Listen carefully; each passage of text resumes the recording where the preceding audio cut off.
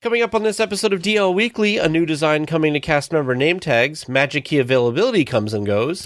Pixar Place Hotel gets a new eatery and prepares to debut a major milestone for an upcoming attraction. We would talk with Alex and Gretchen about Disneyland's runDisney event and more. DL Weekly starts now. Hello, everyone. Welcome aboard the DL Weekly podcast. Please lower your head and watch your step while boarding. If this is your first time listening, we hope you'll check out our website at DLWeekly.net. If you have more time to spend, becoming an official weekly tier at DLWeekly.net/support is an especially good value. Thanks for traveling with us today, and we hope you have a happy and memorable listen to this week's episode.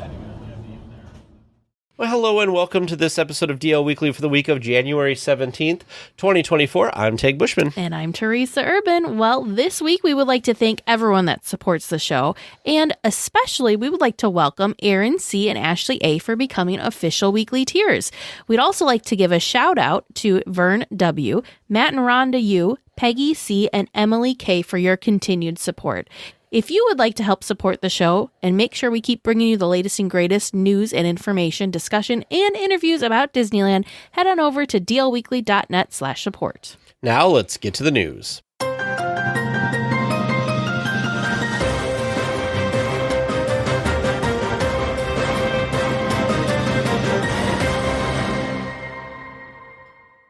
Ken Potrock revealed a new name tag design coming for cast members at the resort. The new design goes back to the first name of the cast member and their hometown, as opposed to now where it's their favorite character, which I actually thought was a really great conversation piece. Anyway, we'll talk about it. The logo at the top is a colorful design featuring Sleeping Beauty Castle, a Pixar pal around, and the vintage Disneyland Resort sign used in the Disneyland Hotel currently. It's got the same kind of, blocky kind of design.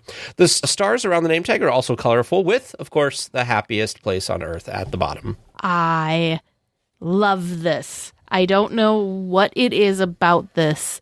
It's the design. It's the happy colors that they used. I like all the little stardust or pixie dust that's around the edges. I think this is so fun. I really like it. I don't know how to feel about it. Really? Yes. There's something about the name tag that, trying to keep it simple and not too much going on is good. But I feel because before, the color, it was all kind of one-ish kind of color or it wasn't too flashy.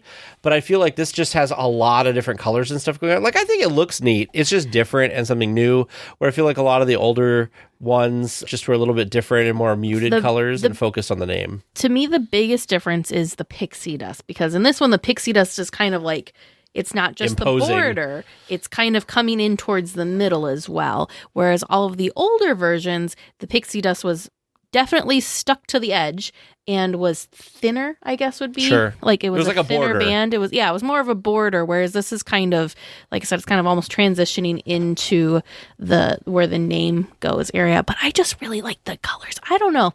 I think, honestly, whoever has been doing the name tags, I think I really liked the 100, the design for the 100. I thought that was really a good representation of the celebration. The special one that they just did that they're not allowed to wear in the parks, but they were gifted for the actual 100th anniversary, I really liked. And I think this one's it's very cheerful. It just brings a smile to my face. I don't know.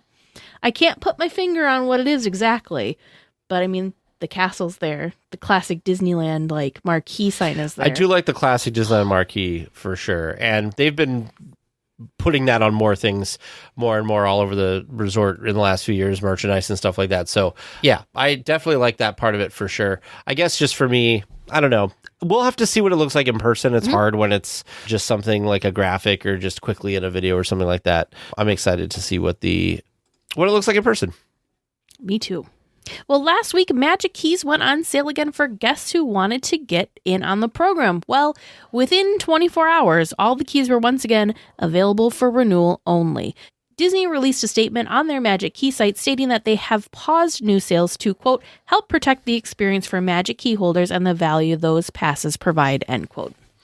So I'm not surprised. Every time that there's any level of the keys open for sale, seems like they go pretty quick. Obviously they're trying to keep the level of Magic Keys because there's always been the rumor that annual pass holders, which this is basically the new version of annual pass, is that there's so many people that have it. And there's, days fill up. You don't want to have too many people and not enough reservations available and all of that stuff. So it doesn't surprise me. It does. I mean, I don't know. We've been talking a lot lately about whether to keep a pass or to go with day things, just because they are getting to the point price-wise. Now, in the next couple of months, we're probably going to get another price increase because it is usually around the springtime that they raise the prices again. So I just don't know for us what that's going to be like. Well, yeah, it's hard because key pricing has gone up, but ticket pricing has gone up. So it's That's just true. kind of this constant balance of what makes more sense. However, the one big negative that didn't used to be an issue is it's a little bit harder to let the pass go because it's much, much harder to get a new one if you change your mind down the road. Whereas before, if you let your pass lapse, no biggie. Like we didn't actually do this, but like I was thinking of stuff with the podcast when we started the podcast and I'd gotten my first key, since we do have gaps in the year that we don't go.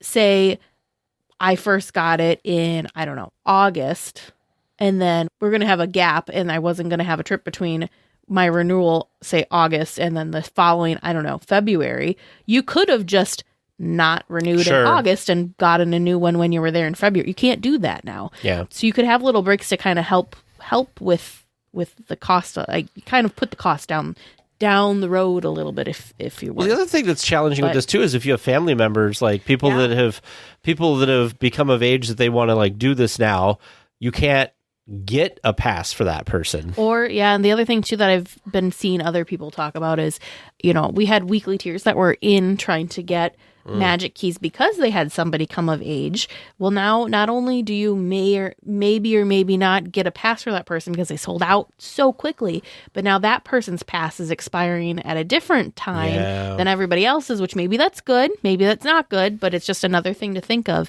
It's tough. I do feel for everyone that was trying to get passes last week because it sounded like it was a bit of a nightmare. I was seeing reports of people being in the virtual waiting room for like 8 hours. We had a weekly tier that was in the virtual waiting room. I don't know how many hours it was, but by the time she went to get the pass, they had already flipped everything to renewal only. So she waited hours and hours and hours for nothing in essence. You would think it's tough. You would think that they could cap it where they're like, only lets this. We're selling this many passes, so we're only letting that many people in the queue. And then if a few hours from now or whatever, we had like some people didn't buy it, we could reopen it for a certain amount of people later instead of people that end up. I mean, we were just, this happens with all these Disney events as you wait, and sometimes you get in and you're like, well, the day I want isn't there. It'd be nice if they had a thing in the queue that was like, this is likely to sell out by the time it gets to you, or this day, like on those like Disney, like the After Dark nights and stuff, where it's like this date has sold out. So if that was the date you wanted to go, perhaps you should drop out or something. They did do that with the After Dark nights for Oogie Boogie Bash. They were kind of updating the calendar, but it's just hard because the other part of it too is you can't fully say, oh, we've got. It wasn't this number. 1 million passes. Yeah. So only if 1 million people get in line. Well, how many people are joining on their laptop, on their desktop, on their work computer, on their phone? One person could be in the queue 5 places, if that makes sense. But see, this is the other thing. Maybe per profile or something. I don't know. If Disney didn't do it this way. It wasn't always done this way. Before, when you wanted a pass, you could just buy a pass. Like, I feel like they create these situations that everybody's freaking out about. And because their technology hasn't been great in all of these different things. I mean, we experienced it way back when we first were trying to go to D23. They've never been good at everyone trying to buy tickets for them at once. And you'd think that they would have something better. Oh, I noticed I was on the site just because I was curious to see. I don't remember what it was. I was on Disneyland, the website, for some reason. The website was even having a little bit of trouble and some issues. And I think I tried going and like everything was just a little not happy that day because so many people were waiting. People probably going to the website. So much traffic. And trying to find where to do it. Yeah. Now I have one more question for you since we're talking about Magic Keys, and I don't think I've ever asked you this. Why do you think it is that they offer monthly payment plans only in California? Because to me, it shouldn't matter where you live. You should be able to do like a monthly payment plan. Unless that's just a way to kind of filter. Anyway, I mean, it was just something that I wonder about because I'm like, what's the point? Who cares? Like, I don't know. Okay. I don't know. If somebody knows, email us, feedback@DLWeekly.net. Unless it's just some, a nice little perk for locals. I guess I don't know. There's a new eatery which just opened at the Pixar Place Hotel. The Sketchpad Cafe is just outside of the Great Maple Restaurant and offers quick service breakfast, lunch, and dinner. The breakfast menu features Roken Wagner bakery breads, which apparently is very popular in Southern California, and a large assortment of standard breakfast fare. This space looks so cute. So we were over at Pixar Place. Ooh, that was December. No, not December. That was our October trip, checking it out, and it wasn't finished, but they were working on it, and you could tell like, ooh, this is gonna be like a little breakfast nook kind of thing. It just had that vibe. It looked like it was gonna be like a coffee shop or something. Yeah, or like something like we knew it wasn't gonna be like a continental breakfast style thing, but it kind of had that feel where it was like very casual. There was a counter, and then you went and found your seat. That sort of thing. It's super cute, though. I really liked the little pops of color and all the little Pixar details that are in the space. Again, like the rest of the hotel, it's not completely saturated. It's like little hints, little pops, but done in a nice way. So the Sketchpad Cafe, what a cute name. Yeah, I think they did a really nice job naming it. It is kind of a cute little space. I'm glad that this hotel is finally getting some places that people like want to go and spend time and visit. Because I remember like for so many years, we've always been like, oh, the Paradise Pier Hotel or the Pixar Pier Hotel or, all the different names it's been through. It's like, okay, like there's nothing over there to go see. It's not that exciting. But now they're starting to add cool stuff. So we've heard such great things about Great Maple from a bunch of people. We had the donuts from there. Somebody got us some donuts, and those were great, the pomegranate donuts. And now this like little cafe. It's so cute.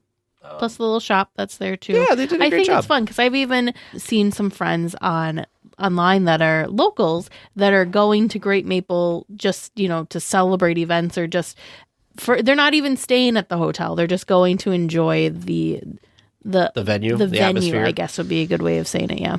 I think that's so fun. Well, speaking of Pixar Place Hotel, we are coming up on the Pixar Place Hotel officially opening to guests, and a focal point for the hotel is nearing completion. The mobile that will be in the main lobby area has begun to take shape. The stained glass looking characters have been hung from the ceiling, and all that remains is the installation of the large Luxo Jr. balancing atop the Luxo ball. So the lamp on the ball, the classic icon for Pixar. Yeah. I still remember seeing that short for the first time. I was in my grandparents' living room, and I remember seeing it and just being like I don't know, there was something about it that I just really, really enjoyed. So this will be cool, I think, when it all comes together. It will be cool. And then the mobile stuff looks pretty cool. It looks like stained glass things hanging from the ceiling. I know that there was some concern online a little bit that people were saying that they kind of were wondering if this was ever going to come to be because it seemed like they were taking a long time, and a lot of the hotel had already kind of been finished for the most part. Yeah. But yep, they're still working on it, and so it's coming. It's coming along. It's like this is the final piece which I guess makes sense because it's the main entryway. Yeah. So it's the final piece before it's done. It is the focal point, for sure. It is. These are just fun because I don't know if people remember what the concept art looks like. Of course, we do have a link in our show notes if you want to see what the actual installed pieces hanging there look like. But they're very, very abstract images of classic characters, but you can still tell what they are. Like, I mean, Buzz Lightyear here is almost like egg-shaped, but he's still recognizable. It's Buzz. Same with like Woody and Bo Peep. They're just very different shapes and versions of themselves, yet you know exactly who they are. There are some that are much more recognizable, like Eve and Wally. Yeah. I saw in one of the articles that we have linked that it was called pop art is the kind of style, I suppose. But yeah, I think it looks really nice. I like the fact that it's fancy in a way. Like it's not just the characters in stained glass or something. It is kind of like a stylized version, which I think adds some fun to it. I didn't realize there's Soul. Okay, so some of the movies that I'm seeing represented, of course, was WALL-E and Toy Story. I see The Incredibles represented. I see Finding Nemo, but there's also characters from Soul that are up there. Ratatouille, Coco, and Monsters, Inc. Coco. Yep, and Monsters, Inc. I was looking at the actual mobile. Yeah. I don't see photos of the Ratatouille ones in here. Isn't that him right there? Isn't that the... Where? What? Oh, that's guitar. Dante. Okay. I thought I saw one earlier, but I could be wrong. Okay. Well, we'll have to go see it in person and find out for sure. I think somebody got confused. Someone put in this article, they say the final mobiles includes a mixture of characters, Miguel and Hector from Coco and Remy from Ratatouille. I don't think that's Remy. I think that's Dante. Yeah, because there's a guitar behind him, like Remy. Yeah, because I think that's. Well, I think it's this. I think it's Dante, but that's Miguel with his guitar behind him. Sure. So the photo. But yeah, weird. I think it's Dante. I don't think that's Remy. No, I don't do think so Remy should have been up there with a mobile, but I think it's just the mobiles representing Coco. Let us know what you think in the comments. Yes. Is it Remy or is it Dante? Well, there's a lot going on at Downtown Disney and even more to come. Well, Tortilla Joe's has a closing date of March 31st. Earl of Sandwich will be moving again and relocated to a space by the Star Wars Trading Post by the end of February. Poor Earl of Sandwich. I just feel like, can they just get a spot and can they like sign like 100-year lease and never move? Yeah.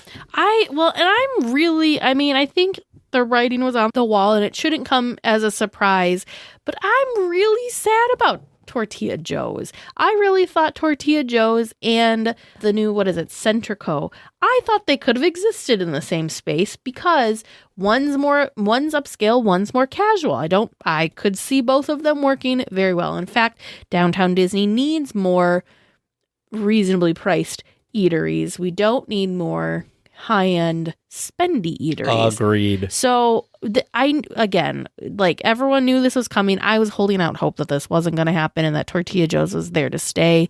I was wrong. But yes, I agree. Poor Earl of Sandwich. Yes, getting bounced all over the place. I'm curious.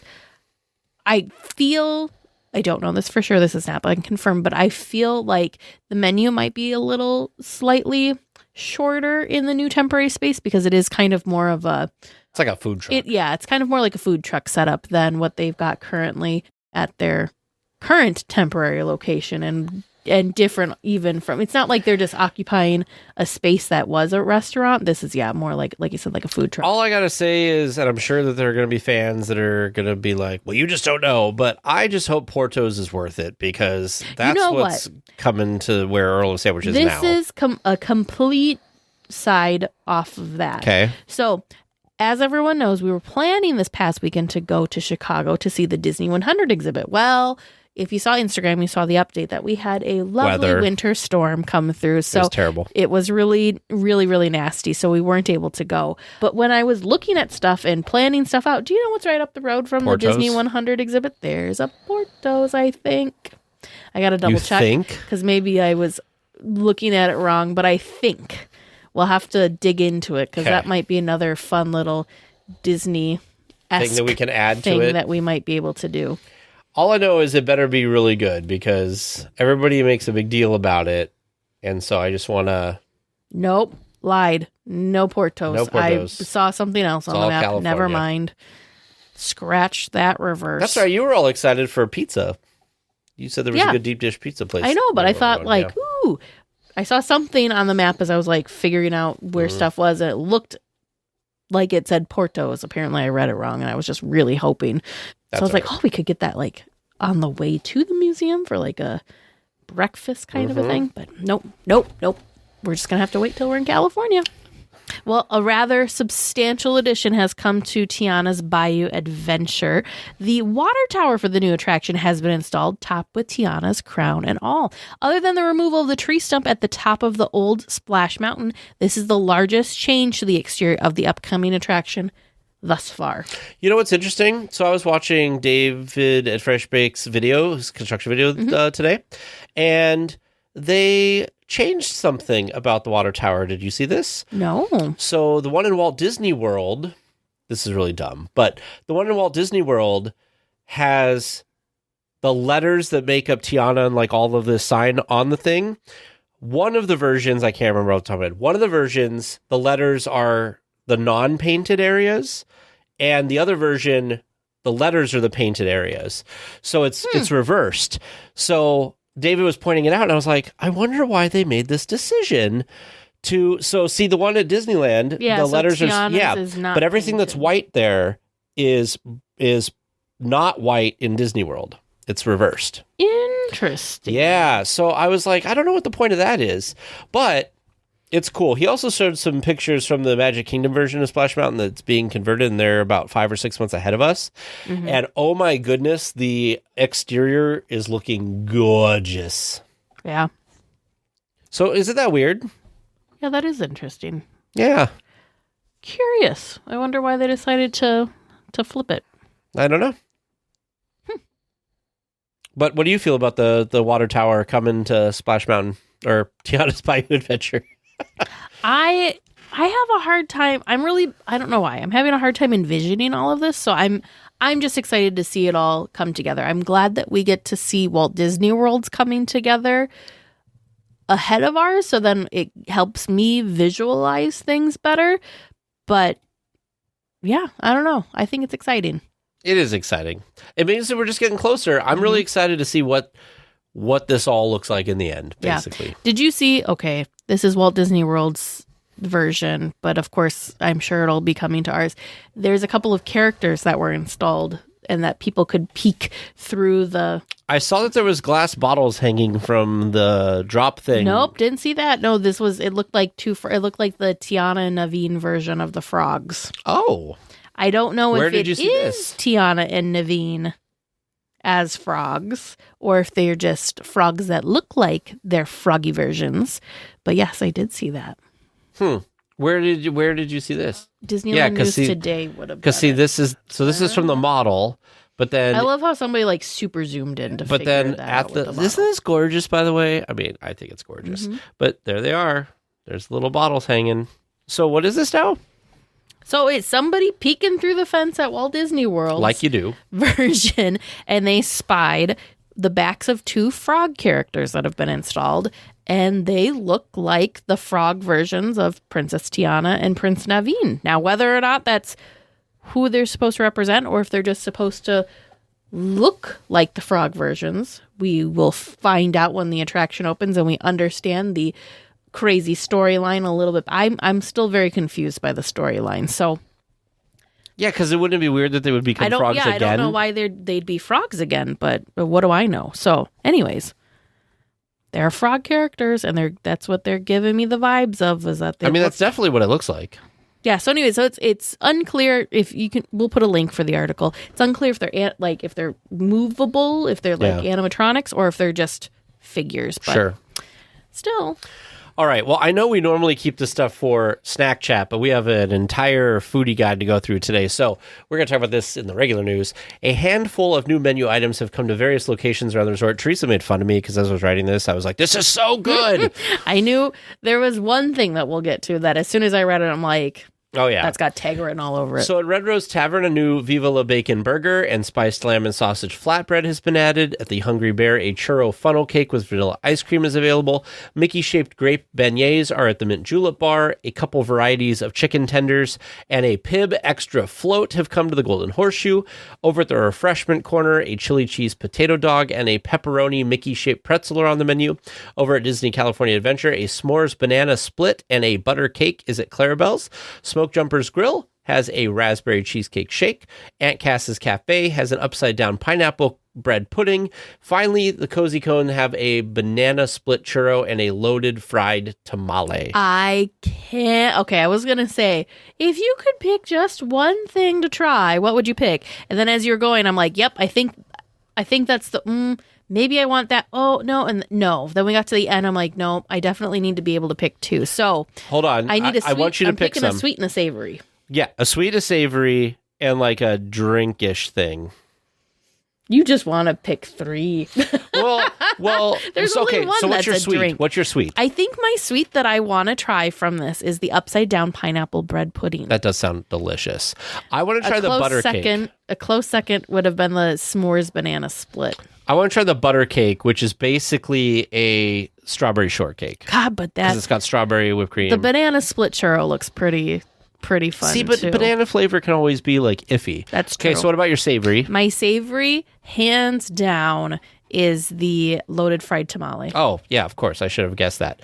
Come on. For me, it's the pepperoni Mickey pretzel, which somebody had a review and they said it was really good. Yep. They said there was the marinara that comes with it was a slightly spicy marinara. Mm-hmm. And I was like, oh no, they've ruined it. But they said actually it wasn't too spicy. So I was like, okay, I can do this. And then I did not know this. This Pib Extra Float means that the Golden Horseshoe has Pib Extra on tap, which means that on our trips, we're going to have to stop here because I'm a Dr. Pepper /Pib /Doc 360 / whatever version of Dr. Pepper they might have fan. And when I'm at Disneyland, all I can drink is specialty drinks or Sprite.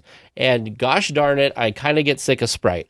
So I feel like I'm going to have to swing in here.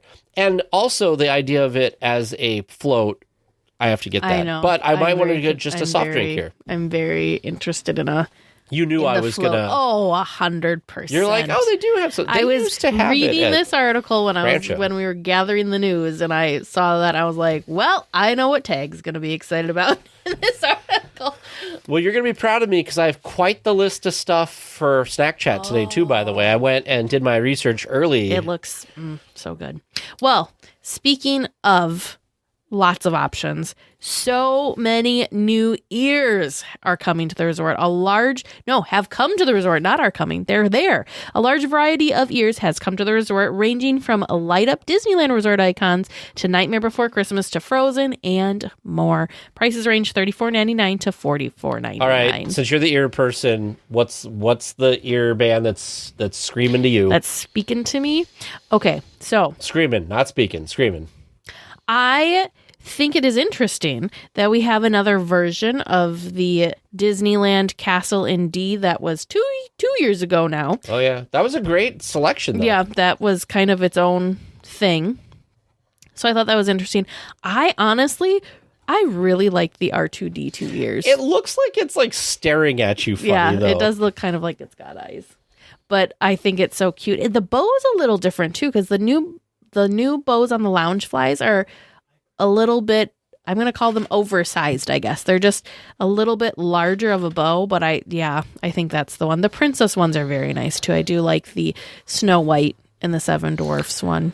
I will say I don't like that it's, I don't know. I like the ears and the design on the ears of the Disneyland Resort Icons headband, but I don't like the bow. Oh, sure. The bow's throwing me off, but I do like this with the castle and the Matterhorn. Really digging that. And then the Pixar Pal Around with Carthay Circle also looks really cool. I don't know. I like that. I think there's so much detail actually in these like little things, but enjoy it. I'm curious what they look like when they're lit up.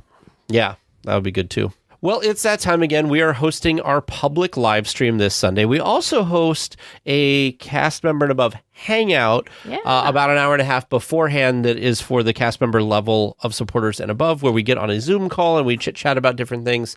But this Sunday, the public live stream on YouTube will be going as well. So join us on our YouTube channel, 5:30 p.m. Disneyland time. We'll be talking about our 2024 Disneyland plans. Oh, you heard that right. We finally actually figured out a rough schedule of what we want this year to look like. Broad strokes. Yes. We have rough time frames for sure within like a week. Which is pretty exciting. Yeah. Yoo-hoo! Hello, everybody! It's me, Heimlich. Mein stomach is so empty. Hey, help me to go find something to eat. Come on, everybody. Here we go. Well, this week in Snack Chat, we, of course, are talking about the new Lunar New Year foodie guide that dropped this last week. And man, I tell you what, if we could, I wish Lunar New Year is like top of my list for us to go, because every time it just looks like such a fun time. The foods they always come up with for this festival, always so many delightful choices, fun entertainment. I'm sad that it's actually not. So I'm a dragon. That's my symbol. So we could have gone this year. I'm the year of the rooster. This is the year of the dragon celebration. Anyways, so James, one of these years, one of these times, was laughing at me today because I was being a good podcast co-host, and I was doing like I normally do not do with the foodie guides, and I actually went through and made a list of food that I'm excited for, and I was cursing that. Spoiler for this weekend's stream, we are not going during the Lunar New Year Fest when any of this food is available. So most of the stuff on my list is available January 23rd through February 18th. So January 23rd through February 18th or February 29th on some things, but basically not when we're going to be there. So I'm so sad because some of these sound so good. I also limited myself. I only picked things that said it was new. Ooh, because there were some things that I thought sounded good, but were not new. One of the things being what's kind of right there at the bottom of your menu, the butter or the garlic noodles, which I've never had, but I've heard good things about. So what's one or two things on your list, and then I'll go a couple things on my list. Oh my goodness. Okay, so let's go through each of the booths. Okay. So over at Bamboo Blessings, there's a taro Vietnamese style iced coffee. So obviously that would be on my list. It's a Vietnamese style coffee, cocoa powder, and condensed milk garnished with a taro chocolate sweet cream. Yum. There's also a Lunar New Year punch, which is mango nectar, tangerine, and grapefruit juices, and banana and coconut syrups garnished with mango jellies. What is that? I need to try that. That sounds like something. Yum, yum, yum, yum. So those are the things that I'm excited about for that booth. I don't think there is anything there. Nothing else for me. There's a strawberry milk tea macaron. At Longevity Noodle Company, there is a shrimp lo mein noodles, which are pan-fried lo mein noodles with sautéed shrimp garnished with green onions. I love green onions. I love shrimp. I love lo mein noodles. And that is a new item. It's available January 23rd through February 18th, so I'm going to miss it. But, oh, man, it sounds so good. Like, my mouth's watering right now thinking about it. Then at Lucky 8 Lantern, this is not new, but I'm just curious about this quesabirra egg roll. I was also curious about it. Does that have the dipping sauce too? Yes, it does have the consommé as well. And also, not new, but the mandarin orange mousse cake. I remember talking about that last year as well. That looked really, I would have really put those yummy. on my list, but I was trying to limit myself to the new stuff. I know. But Prosperity Bao and Buns. This looks so... You've got this on your list too. I do. Just the photo of it just looks amazing. It's actually the cover photo for the foodie guide for the Lunar New Year because that's how delicious this looks. The Kung Pao Bao, and it's actually a plant-based chicken, toasted peanuts and scallions, but the sauce, I don't know what it is. It just looks amazing. Yeah, I looked at it and I was like, first of all, I usually don't. Well, I have a lot of chicken dishes in my life, so like I usually steer away from chicken because I feel like I have a lot of chicken. But this is plant-based chicken, which I don't think I've ever had plant-based chicken. And every time I've tried Teresa's meat-based things that are not meat, the fake beef, the stuff, vegetarian option, it's been really good. So that's why I put that on there. Also, the barbecue pork bun with kimchi mayo and garlic chili crunch. Also, my mouth is literally watering as I'm saying this. That's also a Prosperity Bao and Buns, and that just sounds so good. Red Dragon Spice Traders. I would try this, but I'm also a little, I don't know. I don't know if I'm a tofu person or not, but they have spicy fried rice with tofu and crispy peas. I don't know if I like tofu or not, but I'm curious about that one. Tofu, I feel like it really depends on how it's prepared, because I feel like a lot of times it's like the texture is kind of off-putting, and it really has no flavor, so it takes on the flavor of whatever you cook it in. So wrapped with love, I have the steamed pork and vegetable dumplings with black garlic sauce. You know what also doesn't help with all of this is we had ramen at a place for dinner last night, and so all of the flavor, like the black garlic stuff, was like in my mind already. So the fact that like there's this stuff, I'm like, oh, that was so good. I'll bet you this is going to be even better. There's also a couple of drinks over at Wrapped with Love that sound delicious that are new this year. There's the Yuja Pineapple Cooler. I may have gotten that wrong, but it's pineapple juice, yuha puree, rice milk, and condensed milk garnished with cherry and coconut foam. And there's also a raspberry oat milk tea that is made with Joffrey's Coffee and Tea Company, Ceylon tea, raspberry, Demerara syrups, and oat milk garnished with skewered I don't know what it is with me and the specialty drinks that they come out with these, but I just want to try them all. We like all the food that is so hard to pronounce, apparently. That's true. That is now, okay, though. Boardwalk Pizza and Pasta has some stuff. I want to try the bulgogi pizza, which has marinated beef and spicy corn, but I'll get over it. A cheese sauce topped with green onion, available by slice or the whole pie at Boardwalk Pizza and Pasta. This one is one of the ones that's available for longer. It's available through February 29th. Oh, there you go. There was also a dessert thing, but I don't think it was new. It was the milk tea taro cheesecake, which is a milk tea cheesecake with taro mousse that also looked kind of good, but it wasn't new, so I didn't put it on my list. The cappuccino cart has a green tea horchata. Which I'm like super curious about that one as well. Not new, but still sounds delicious. And then Lamplight. Can we talk about these? Vern and I tried these last year, and they were honestly one of the most delicious things I think I've ever eaten at the resort. They were so good. The Kung Pao Bao is back, and it's Kung Pao Blaze crispy pork belly, soft bao bun, red peppers, toasted peanut, and green onions. They were so good. Oh my gosh. So good. But they do have some new dishes that I'd be curious to try as well. There's spicy don don noodles, crispy pork belly and noodles tossed in a spicy Szechuan sauce paired with carrots, cucumber, and crispy shallots garnished with green onions and micro cilantro. Look at this though. Yum. Yeah. Too many spicy words in there. That's the only reason I didn't pick that. Sure. And then also, I mean, it's Lamplight, so we have to try the specialty donuts. They have milk tea and taro donuts, which look like they're just... I'm sure they're great. Yum. I still want my cookies and cream donuts to come back so I can actually try them. Paradise Garden Grill, there is something that I have on there. The bulgogi, apparently I like bulgogi.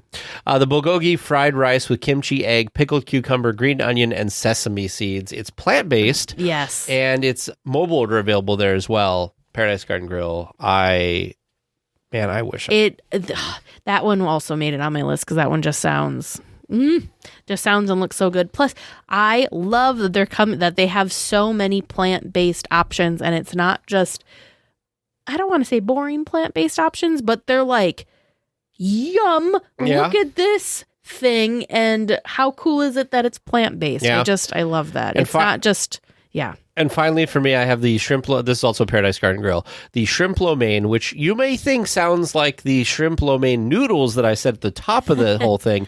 But no, this one is lo mein noodles tossed with shrimp, mushrooms, which I know Teresa can't eat, cabbage, corn, and bell pepper. Also mobile order available. Both of these sound good. I'm so mad that we're not there for this because all of this sounds amazing. I wish some of these items would come and be there permanently. Yep, just be there for the year. Let's just celebrate the entire year. And then finally at Pim Test Kitchen, they have an almond cold brew. So it's made with almond cold brew, almond milk, and red foam with blue and gold sugar. I'm very curious about this one too. It actually, for Pim, this sounds like a pretty straightforward, simple cold brew because usually theirs are kind of a little more... What was the one that I had there? It was like a cookies and cream. That was so good. It was a cookies and cream one, but yeah, so good. Delicious. And then around the resort, there's all sorts, like even the carts have stuff. So select outdoor vending carts have bao buns. There's baked brown sugar, like a dessert.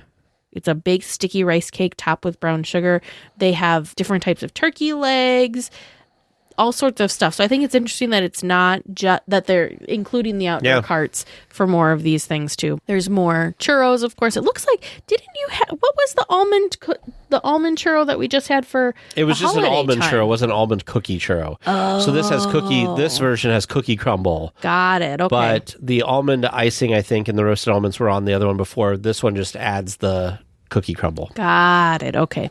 There's also an orange ginger churro. There's a dragon fruit churro. Yeah.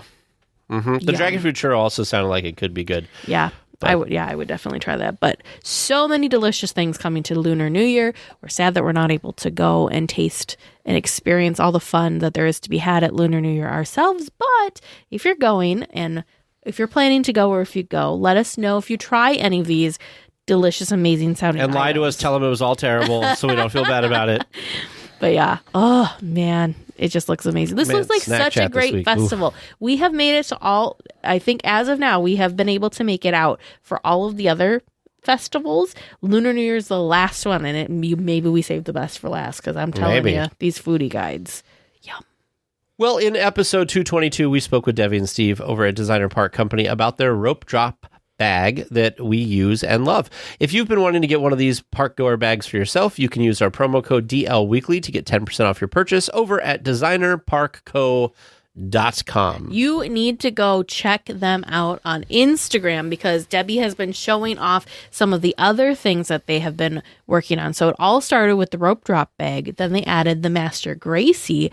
Well, they also have a crossbody bag. There's like a fanny pack kind of style bag that they're going to be coming out with too. There's even a travel bag that you can travel with your ears. What is all this sorts business? of stuff. That's like a little rain jacket for your backpack too. What? Yeah, they're coming out with all sorts of stuff. Not everything is on their website just yet, but she just did a live, it was either this last weekend or maybe it was the weekend before, showing off all of the new stuff that's coming, and it's very, very exciting. Always come up with cool stuff over there. Yeah. Pilots, we've detected some producer questions near Jakku. Report to your DL Weekly vessels and make the jump to hyperspace. The 7-7 Squadron will provide support during your trivia mission. Good luck, and may the Force be with you.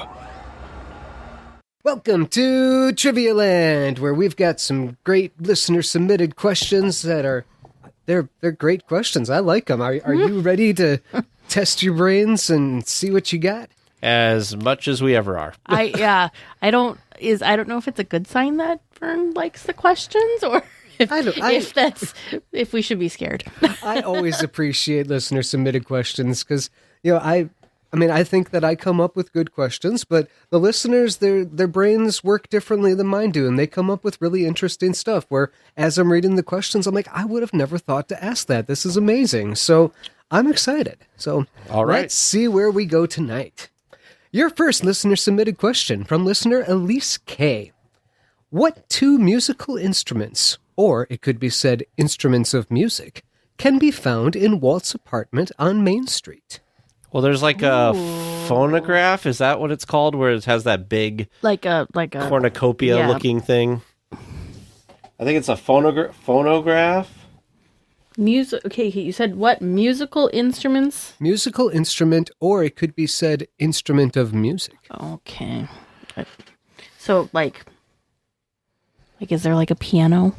I don't think there's a piano because I feel like that would have to be big. It's too bad we have not gone on the tour that allows us to go up into his apartment, so we would one of these have days. a better idea. Are you going with phonograph as well for one? Well, how did you say that? Musical instrument or instrument of music is throwing me. Because musical instrument would be something like a guitar or a harmonica or, something like that. Mm-hmm. But the instrument of music, I'm like, is that Vern just being silly, or would that be, like you said, like reading phonograph? the question as it was submitted. As it was submitted, even. I know there's a phonograph up there because I've seen it in photos. So that's why I'm saying phonograph. Yeah. And I think that's what it's called, but I hope that Vern would give us the point if, we described the thing properly but didn't know the exact name. It's like what the Swiska-Polkas used to play on. Is that a phonograph? In Tarzan's treehouse. Sure. I'm going to say that there's a musical, like an actual instrument? Musical, like an instrument. Like what?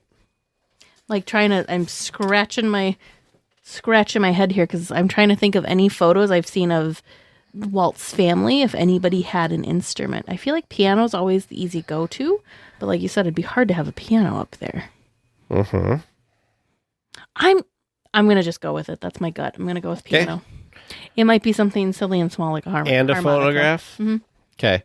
I'll jump on the piano thing too. So we're both saying phonograph and piano. Okay, so phonograph and piano. Final answers. Yeah. Final. All right. Your second regular round question, also from listener Elise K. Walt gifted one of these items to Lillian. Which one was the gift? Oh, no. So, if we didn't get it right the first time, we're not getting it right the second I don't know. time. I'm going to say phonograph. I was going to say the piano. Okay. So if one of the two answers are right, one of us is right on the second one. I'm not very confident at all. That's okay. All right, so Tag's saying the phonograph and Teresa's saying the piano. Final answers. Yeah. Final. All right. Your third regular round question from listener Cooper C. Who was the lyricist for the Big Thunder Mountain theme song? Oh, man. You may recall a few weeks ago I asked you about the Big Thunder Mountain theme song. And did you know that it even had lyrics? No. No. Yeah, that was a question a few weeks ago. Well, now I want to know who wrote those lyrics. I feel like Vern told us who wrote the lyrics. Probably. When he gave us the answer, but Probably. gosh knows. I have no idea. Hmm. I have no idea. I'm going with stumped. I will also go with stumped. Okay, stumped and stumped. Final answers? Yes. Final. So the most we can get is 50%. All right. And your fourth and final regular round question from listener Austin T. What are the only two types of animals allowed into Disneyland as service animals? Dogs. Two types. And you know what? You know what I think it might be? So this is silly because I was looking this up online because somebody was mentioning bringing a dog on a cruise. Isn't it like, what is it, miniature ponies? Really? Yeah, something silly like that. So I'm going to say miniature pony. I don't know what you're going to say, Teresa. For sure, dogs. Yep. I'm just leaving it at dogs. Just dogs?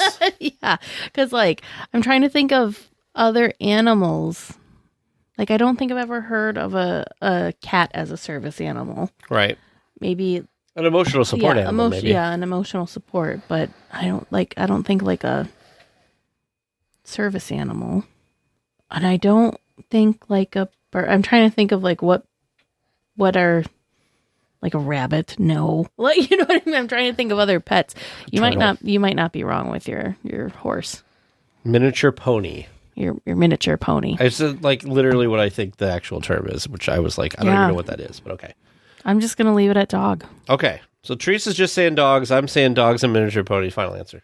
Okay, final answer. I'm really curious what the answer is for this one. Yeah, me too. And a bonus question tonight from listener Becca C. What is the highest calorie food item at Disneyland? Oh, that's a good question.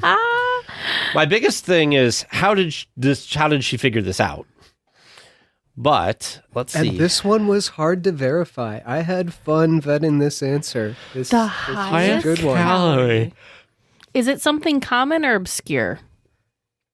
It is a common food item that you have seen me consume most trips, Oh, which tells you it's not a churro because I've had a churro every trip. Is it a turkey leg? could be. That seems like it would make sense. I'm going to go with turkey leg. That seems really like it shouldn't be that, but I'm going to go with... But or I is it a feel- chimmy? No, you haven't had a chimmy. A breakfast that many, chimmy. no. You have not had a Yeah, chimmy but I feel that like often. he hasn't had a turkey leg that often either. That used to be one of his go-tos. Okay, well, I will say turkey leg then as well. Yeah, I used that- to have the chimney every trip, too. Vern Huh? better than I used to have the chimney every trip, too. You've had the chimney like once, maybe twice. Okay, 2 or 3 times I can think of. Oh, okay. Okay, maybe it is the chimney then. Okay, But I'm sticking with turkey leg just because it's I'm going to stick with the ridiculous. turkey leg too because of its massive size. Also And- had the entire taco platter at Rancho Socalo. Yeah. Oh goodness! Not to mention the like nacho. I mean, you haven't, it a but just in food general. The Or is it a drink? question is the food item. Well, because the other thing too is like just think about like the Ice loaded cream nachos or whatever. sundaes. Dang. I don't know. He Yeah, said the it's question is highest calorie food item. Highest calorie food item. I'm just going to stick with the turkey leg. Yeah, We me can second too. guess ourselves all day. Yep. Final answer. Final answer, turkey leg. Yep. All right. Well, see. listeners, how do you think they did? How did you do listening at home? Stick around until after the discussion topic, and we will all find out together. Well, this week we are super excited to have not one, but two weekly tiers coming on to tell us about their very recent experience at the Disneyland Half Marathon. So welcome to you both, Gretchen and Alex. Thanks for joining. Thanks for having me. Well, so we have had Alex on the podcast before, but Gretchen, I think this is your first time on DL Weekly, isn't it? Yes, it is. I'm so Super. excited to be here. Awesome. Well, we'll go ahead and do our normal getting to know you questions. Alex, you can answer however you want since you've gone through this already. But yeah, we'll get started. What is your Disney story? Kind of what got you interested in Disney? And since this is talking about like the marathon and run Disney, maybe talk a little bit about what got you interested in running, because I know that that's a different journey for everybody. Yeah, for sure. So I prepared a little bit and I asked my mom, when did I first go to Disneyland? And she said, in utero. So I really Yes. don't ever remember a time not going to Disneyland. We grew up just a few miles north and many, many happy memories of Girl Scouts and school and band. You know, for our 8th grade graduation, we got to go. We did magic music days behind the scenes. I marched down Main Street several times with our marching band. My sister worked there when she was in college, so I got to go hang out while she was working sometimes. I always loved Disneyland, and I never really, really appreciated it until I moved to Wisconsin. And as you all know, it's kind of hard to get there from Wisconsin. So I definitely got homesick for it. But now that I'm back on the West Coast, it's a lot easier to get there. And now that I have my kids, it's a whole different magical experience to go with them. But just like this weekend, I definitely go on my own and enjoy my time there as a grown-up and meeting and connecting with new friends like Alex. That's awesome. Yeah. Alex, what's your Disney story? I was introduced to Disney back in, I guess, 1999. That's when I went to Disney World for the first time. I know I kind of already said this, but long story short, since then I've been hooked. I've loved the Haunted Mansion. Everyone knows who's ever heard anything I've ever said knows I love the Haunted Mansion. So that's kind of my thing. I just actually moved to California about a year and a half ago and closer to Disney. So I love that. And I go somewhat quite often, about every couple months. I actually just got back from Disney. So yeah, that's just kind of my story pretty quick there. And when Alex says he loves the Haunted Mansion, he means he loves the Haunted Mansion. So much so Kind of that an you just understatement. started a Haunted Mansion themed podcast called Swinging Wake. Yes. So, just started the Swinging Wake podcast with Chris, and it's kind of still getting on its feet. We released our first episode about a week ago, and looking forward to releasing a new episode next week. It sounded great. Awesome. Oh, thank you. That's Yeah, I was awesome. nervous our first pilot episode, so I'm Yeah. glad people like it. So, moving into kind of more of the park stuff, let's talk about how you like to visit the park. So, Gretchen, when it's your first day at Disneyland, which way do you like to go? So, we've kind of backed this question up. Do you like to go under the left or the right tunnel? And then once you get through, what's your plan of attack? Do you go left towards Adventureland, forward to Fantasyland, right to Tomorrowland? What do you like Well, to I do? mentioned to my sister this question, and she like blinked at me and she's like, obviously you go left. Why would you go any other direction?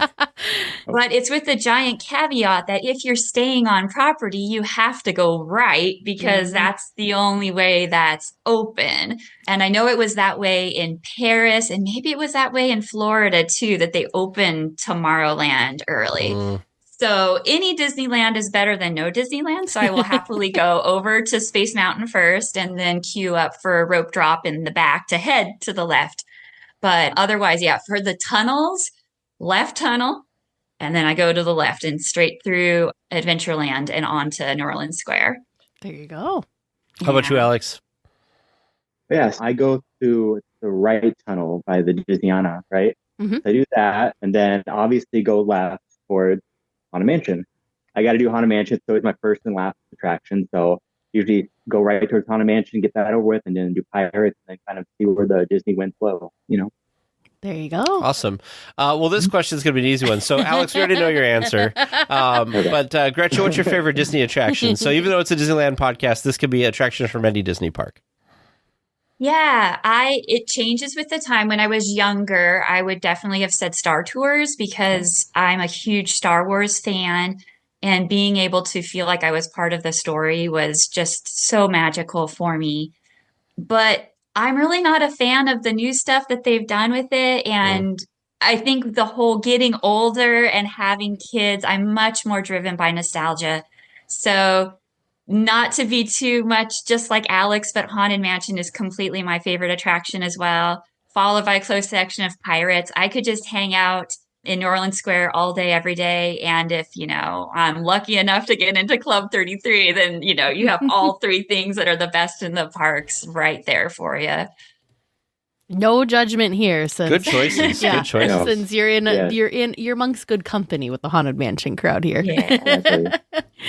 So with this Run Disney event, this is the first Run Disney event that's been since before COVID, right? Like this is even since 2017. Yeah, but I'm saying like there, because for some reason I remember did the Run events come back to Disney World first or something? Maybe that's what I'm thinking of. So before COVID, like Gretchen was just saying, they didn't even stop because of the shutdown. They stopped for other reasons back in 2017. So this was kind of a big deal for this to come back. We assumed that it'd be coming back for Walt Disney World since they never really went away. They were paused, of course, but never, they never ended them. So I thought it was extra exciting when they announced that these would be coming back. And they just announced that not only did we have the race this weekend in the spring, there's also a Halloween race later in the fall too, that they just and I'm sure Alex has already signed up for that because Haunted Mansion, probably Gretchen too.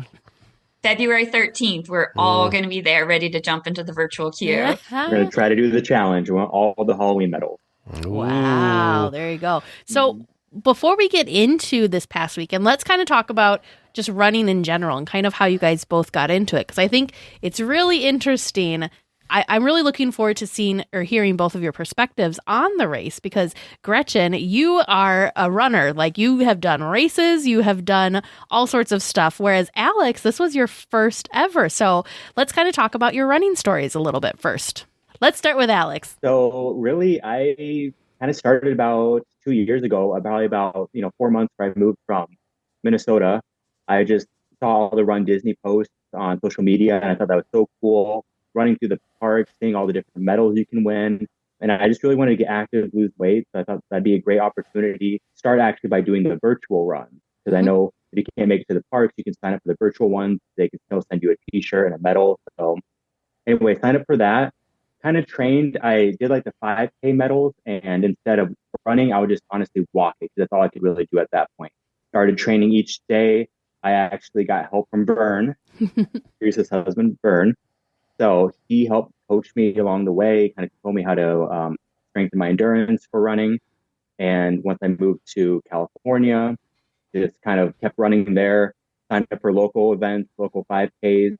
That's kind of how I got into the running community. And then they announced the half marathon at Disneyland. And I thought that's the perfect opportunity to do my first Run Disney. So luckily I had concierge James get me a spot in the race. And since then I've been training like crazy. Building up to that 13-mile mark, and I did it, and it was just so amazing. So that's kind of like my running story right there. Awesome. See, I want to do Run Disney so bad, but then Alex says things like 13 miles, and I'm like, do you forget about the running part when it's Run Disney? They have the 5K, and they have the 10K, and then they have people of all different ages and body sizes doing it, so anybody can do it. Sure. Absolutely. How about you, Gretchen? I wanted to give Alex some kudos too, because he ran the whole 13 miles. Wow. And I believe, Alex, that was your first time running straight through. Is that right? Yeah. So before the half marathon, I was able to run 13 miles, but I would probably towards the last couple miles, I would have to stop every couple minutes, catch my breath, keep going. So this is the first time that I went all the way through. We only stopped for like 15 seconds to take a photo by like the Haunted Mansion and getting a drink of water every few miles. But I mean, pretty much I ran all the way right through it. And I appreciate Gretchen being there. She's the one that pushed me all the way. If I wasn't running for you or with you, then I wouldn't be able to finish or, go without stop. That's awesome. So I can't Gretchen even- and the Disney wins and Yes. all of that helping. It was Also, should Go we ahead. say about the whole corral thing incident? Oh, I don't know, Alex. Are we going to get in trouble? There was an incident, huh? It's past. It's after Run Disney. They There's can't do nothing anything they about can it do now, right? So they assign you a different corral, I think, based on like your age or if you've ever competed in Run Disney Oh, before. yep. So they corral, kind like, of A through G. So Vern did the Walt Disney World Marathon a few years back now, and they basically say if you've ever run, what's kind of your time, and then if you've never run before, then I think they put you at the back of the pack, just to be certain. Yeah. So you don't clumsily fall into people or Well, anything. yeah, just to kind of help people be spread out, so it's not just this. To kind of help with the man, it's still going to be crazy madness because it's a lot of people, but to kind of help with the flow a little better. Yeah, and so, I'm usually a solo runner. I just, pop in my headphones and go. Mhm. But I would say Disney is the run. And I had done the 5K on Friday, so I had a little bit of an idea of what to expect for the half. And I would say, even as a solo runner, so magical having someone to run with, to enjoy the experience with. And since it was my first time, I didn't know what to expect either, but I kept seeing all this chatter about the balloon ladies in the back and getting swept if you can't keep up with the balloon ladies. Oh, And you don't know what corral you get until you pick up your bib. And I was in corral B, so the second one, which I was like super proud with. It was by far like the highest I've ever been in a race. And Alex got his and he was corral E. oh, yep. Probably just because And it was I your was first like, one. Yep, because he didn't have a proof of time to submit. Mhm. And I said, I'm not going back there. Those balloon ladies are back there and I don't want them to get me. So The Alex, balloon ladies.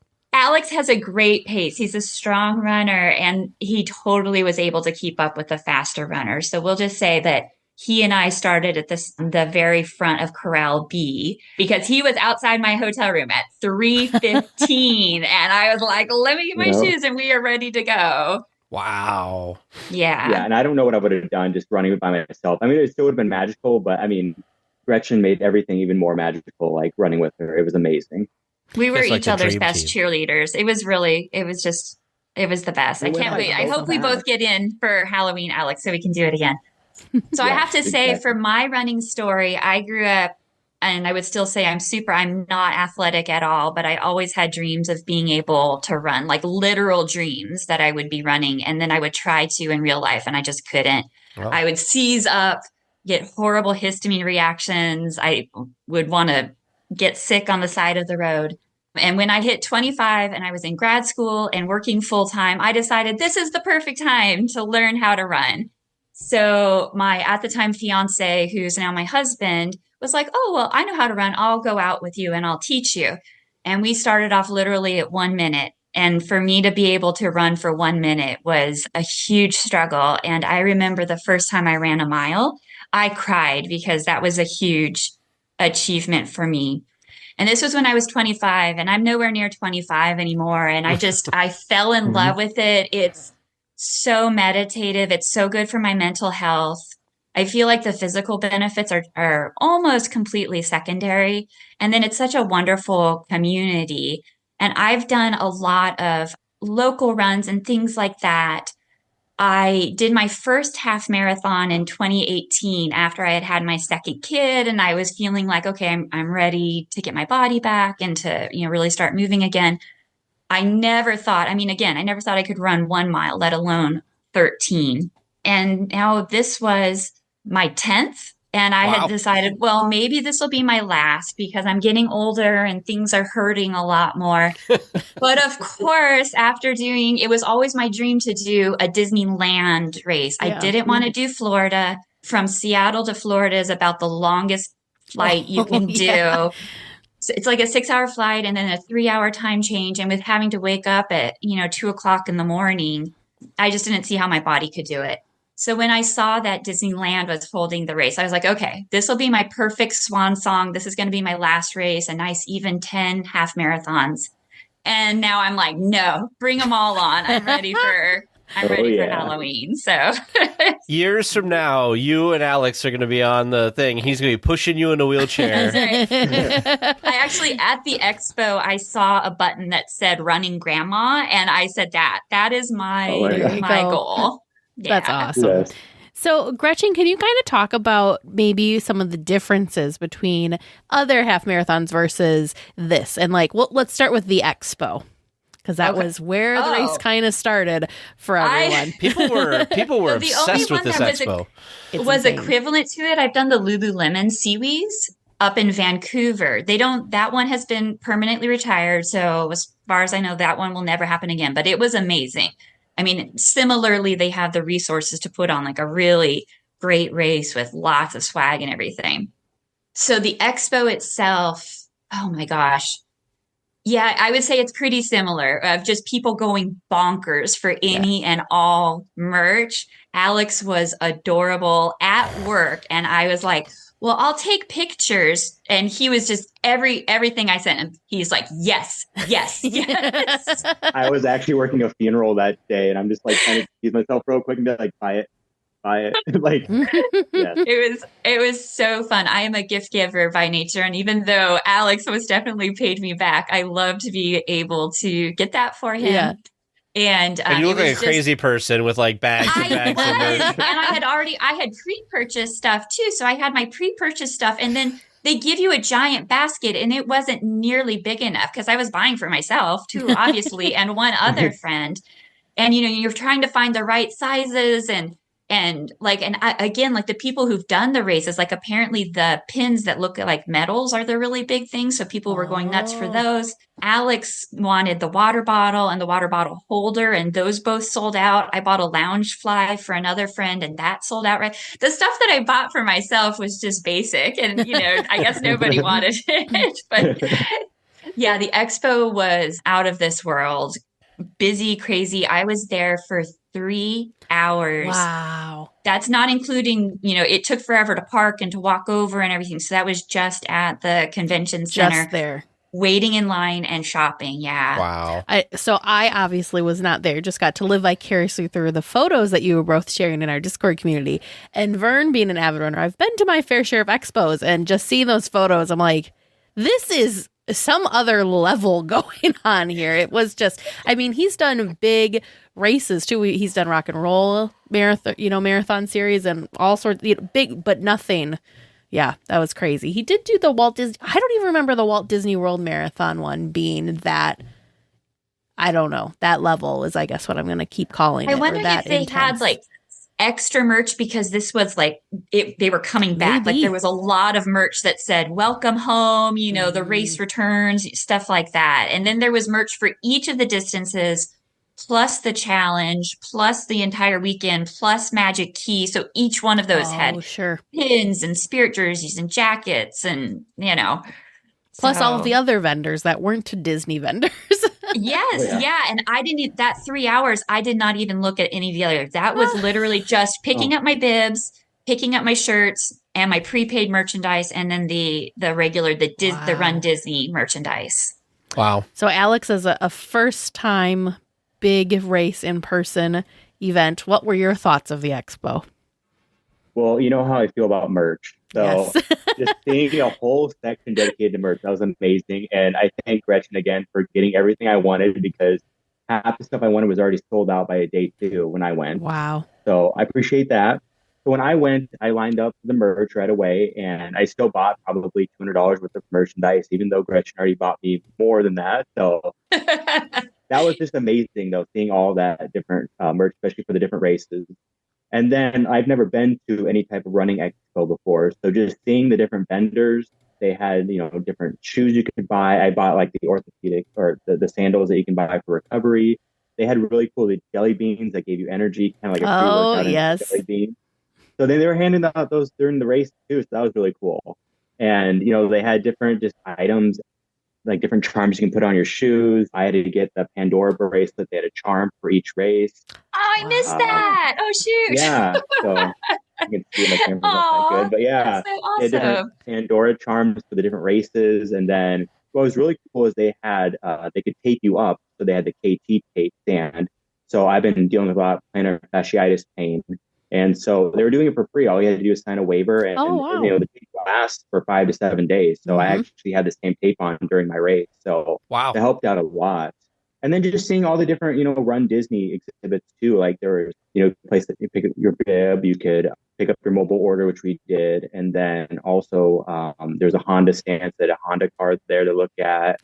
And they had like a Percy Jackson exhibit too, where you could take your I picture did that, and they yeah. photoshopped it. If you did that, okay. They For my photoshopped it. kids, yes, yeah. Yeah.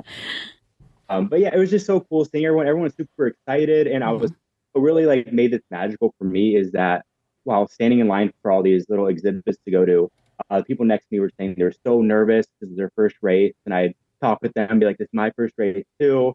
And, we just kind of just motivated each other and just said, we'll get through this. If we had to crawl towards the end, we'll get through this. So definitely a lot of Disney magic there. I feel like, honestly, Alex, I have ran one half marathon in my life. One. Vern has run a million marathons. He is definitely the runner. But to me, I can't think of a better first big race experience than Disney, because I think there's a lot of people that are probably newer or maybe not as experienced running, and it's just not overly serious. You don't feel like you have to be pushing yourself the whole time or that you're going to be left behind or anything like that, because I think they do a really good job of making everyone feel kind of included. Yes, they're the balloon ladies, but still, like, I think they do a really good job. And even from what I've seen of people that have been swept up because they do have to have a cutoff so that they can open the parks up and everything, so they can close the course. But even people that I've seen that have, done it and gotten swept up, they still said it was a great experience, even though they weren't able to finish. So I think that's just awesome. Didn't you say too, or didn't Vern say when we talked about Run Disney like a bajillion episodes ago, that from an avid crazy runner perspective, like there's a lot of people who aren't running, like they do it because it's a Disney thing, right? So people like myself, I will say, who I've run. I vaguely remember. I know for sure I ran one 5K, but I think I actually ran two because I think there was another. Anyway, I think I've run two in my entire life. And so, I'd like to do a Disney event to kind of experience it because it seems like there's so much stuff. And one of the reasons that I think Vern has mentioned, and hopefully you guys will explain some of this in a minute, is on the actual race, like they have places that you like stop and take photos. So if you're like trying to be really a serious time-based, trying to get your personal record and all that crap, it's not going to happen in a Disney race if you want to experience all the magic that comes with a Disney race, because you're going to stop and take a photo, or you're going to look at things and not be just eyes on the prize for the finish line. So it's more about it's for fun. everybody. Yeah, it's more about fun than seriousness, I guess. Well, in the 5K, I don't know how we were put into Corral C, and you literally couldn't run. There were so many people. It started right at the partner statue and went toward Matterhorn, and then like around toward Small World. And like we couldn't run for probably even the first mile. So it really, and they made the announcement like, chill out. This is just a fun run. Nobody is getting PRs on this. So between the 5K and the half, I'm so glad I did both, because the 5K had fireworks, which was amazing. And the Dapper Dan sang the national anthem. And if you remember my Halloween costume, the Dapper Dans are my absolute favorite. So that meant so much to me. And they didn't show up at all during the half. And there were far fewer characters on the half, maybe because people had less time to be able to stop and wait. Because again, like for the 5K, the first character was Goofy in Toontown, so he was kind of up by the Centennial Park. And the line for him was all the way out to like Small World. Oh, wow.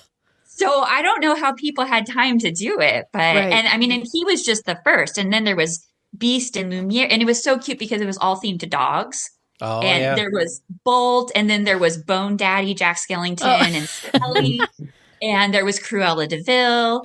So there was much less theming for the half. But again, I mean, the half was so magical because you got to run through more of the parks. Like the 5K didn't go through Tomorrowland at all. And for the half, Alex, we got to go through Fantasyland, and all the rides were on. And lights and the music were going. And then we finished by running out the castle and over the drawbridge into Frontierland. And I was just goosebumps. So- it was just the coolest. I don't know. I didn't look too closely at this. So can you kind of just quickly for the 5K? Well, Yeah, let's do the 5K. let's do the 5K. So for the 5K, like what time did this start? Where did you start? And kind of what was the path that you ran? Yeah, great question. Because I feel like that was so confusing and unknown to me as a non-Disney runner.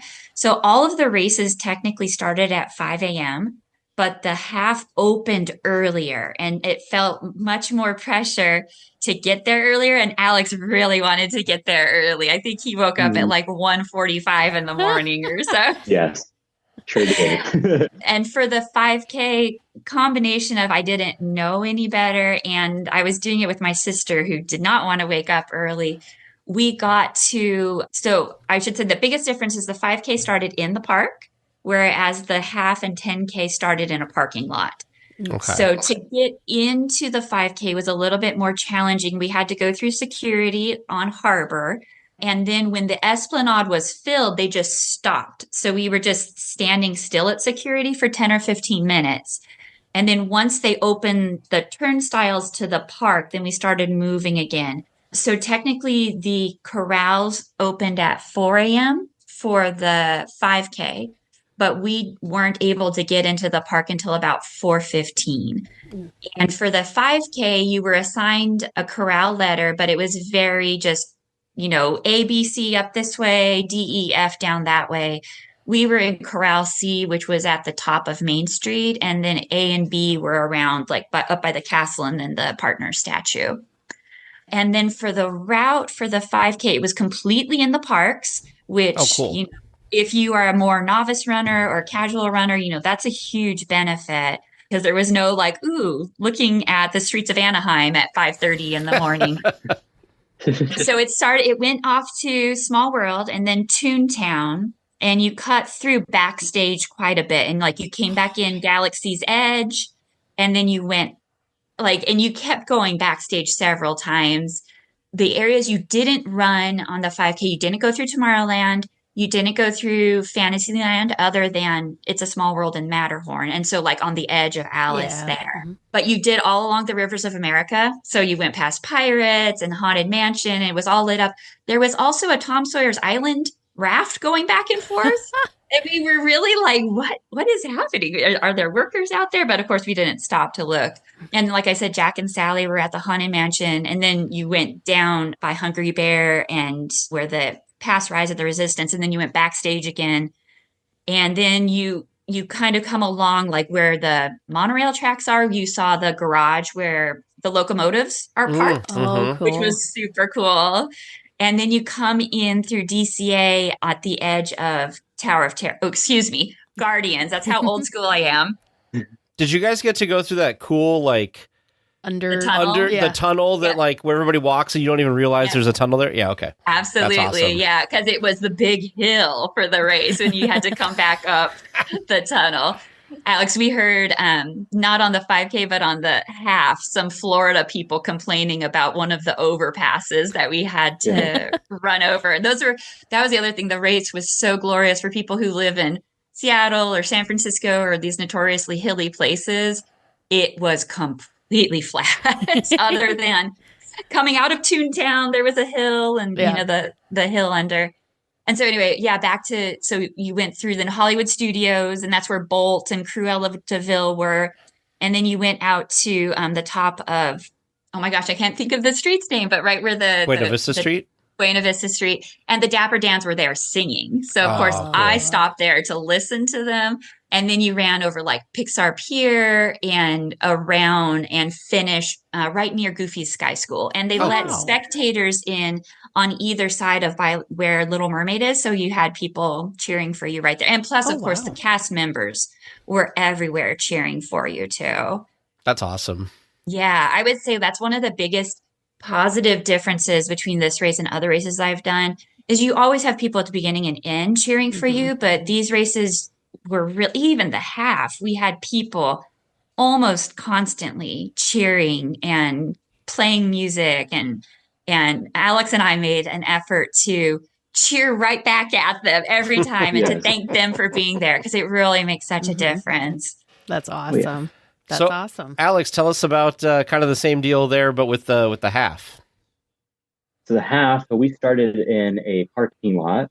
So that was off, it was the Manchester, was it the cast member parking lot? Oh, okay. Oh, okay. Yeah, off Disney Way. And then we kind of went straight and we took a left on Harbor, kind of went behind and went on Catella, and then went on Disneyland Drive. And then we kind of went backstage, so kind of like behind Cars Land and Pixar Pier, and kind of made our way around, and then we went right on stage, right by Tower.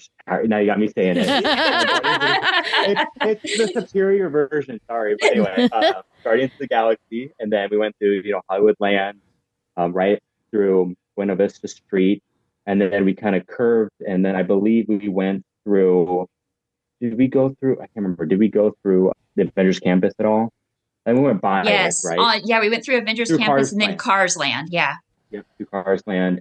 And then we kind of went right by, Pixar Pier, and went around Goofy Sky School, then made our way by the Little Mermaid, and then Grand California, and kind of just making all the way around DCA, and then out through the hotel exit for. Oh, wow. Oh, yeah. Yeah, the Grand California.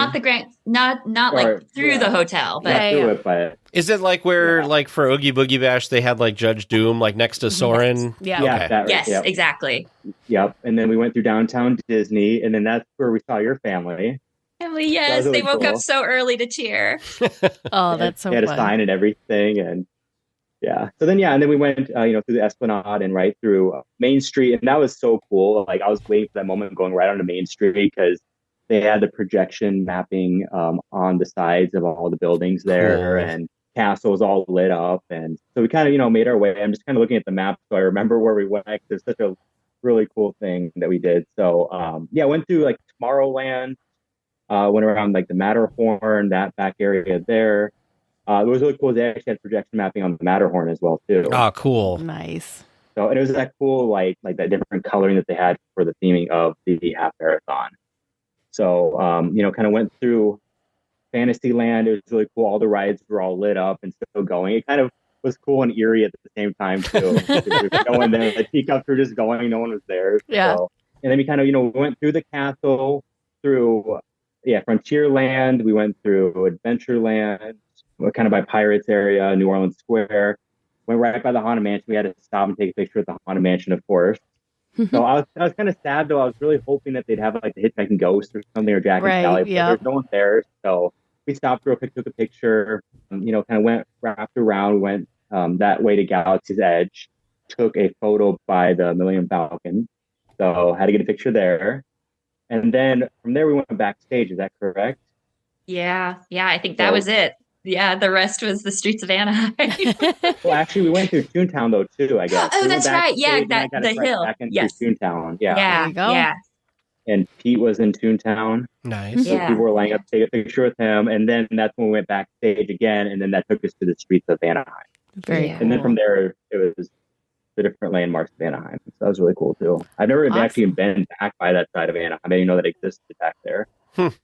Got a little tour of the town while you were running along as well. It's crazy. Yeah, I'm just like, oh, there's houses here. There's a stadium. Like crazy. Yeah, we went Who around knew? Angel Stadium and Right.